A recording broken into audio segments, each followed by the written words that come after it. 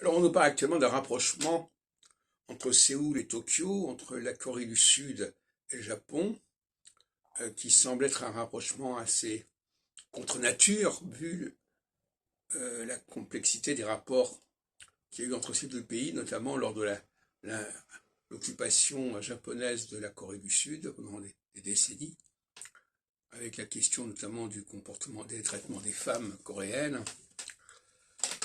Et certains disaient, ben oui, mais finalement, voilà, il y a des périodes comme ça. Effectivement, les phases équinoxiales, c'est des phases qui passent outre les questions de frontières, qui passent outre les questions d'histoire. Et on me faisait la réflexion, justement, à cette émission, que ce qui s'était passé entre la France et l'Allemagne, à une autre époque, mais également à une époque équinoxiale. Donc la phase solsticiale exacerbe les différences de langue, les différences géographiques, les différences historiques, etc. Et la phase équinoxiale a tendance à les atténuer, à les relativiser.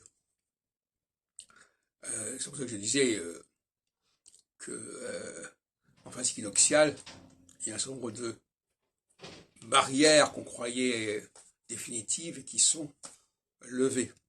Un cas remarquable, c'est en 1939, le pacte germano-soviétique entre l'Allemagne nazie et l'URSS communiste, bon, aux dépens de la Pologne d'ailleurs.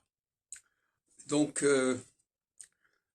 voilà, la phase équinoxiale est une phase où il y a des rapprochements inédits qui se font, alors que la phase solsticiale, c'est plutôt une phase où il y a des séparations